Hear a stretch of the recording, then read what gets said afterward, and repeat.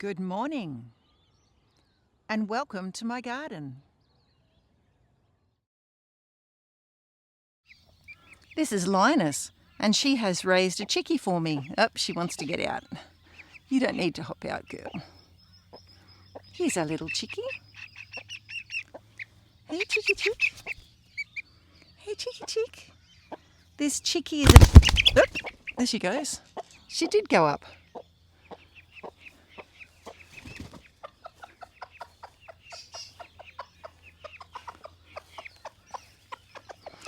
This is Linus. She has hatched a fertilised egg and she's raising a little chickie for us. The chick is about 3.5 weeks old. Now that squawk was because it was a peewee that landed in the yard. Thankfully a peewee is not likely to be a safety hazard for my hen and her chick.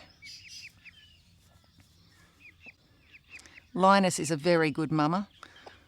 She is very caring of the chick, but she also allows us humans to come close and to interact with her. As you can see, she's not at all aggressive towards us when we come. We've had another hen before that was quite aggressive to us, and she was very quick to attack us when we came near her chick.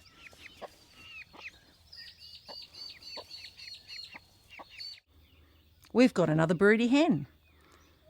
This time we're short on cages, so I have created another little cage right here within the main chook pen.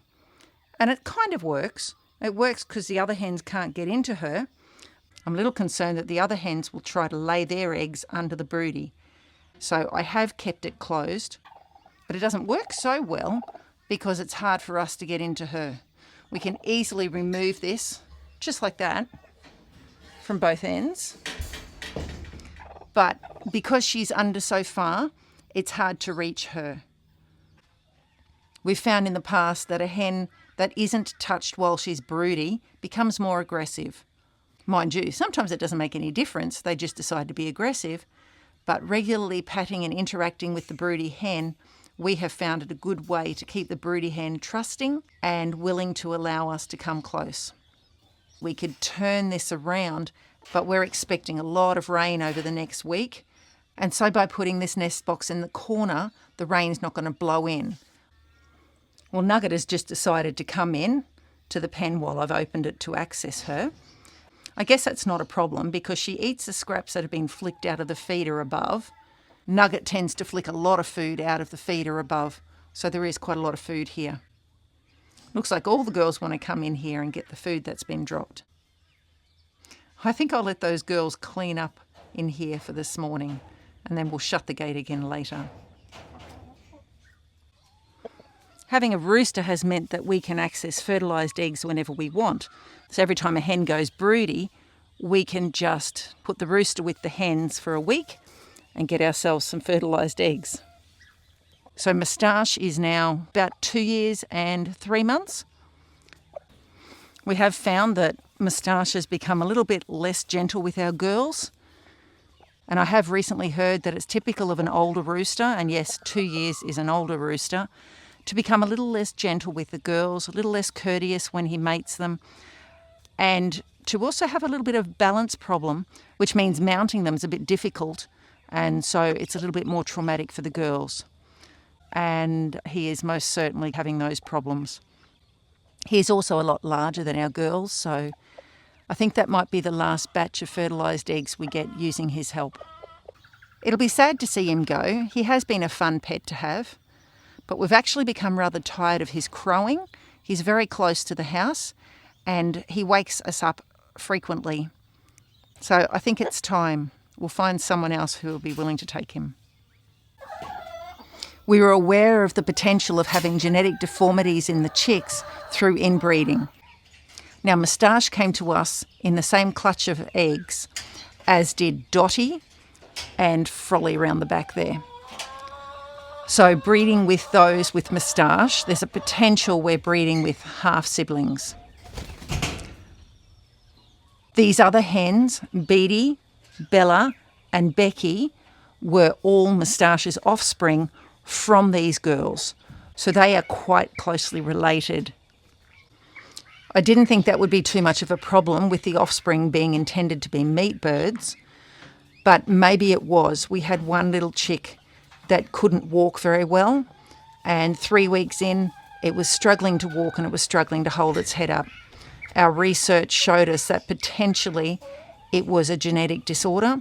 So we won't be breeding with Moustache again. In fact, I think it might be wise for me in my situation to move him on and to make a practice of buying in the eggs that we want to raise. That will probably be the most effective way of gaining meat birds, and perhaps one of those will be suitable to be a new rooster for our flock. We currently have 2 broody hens.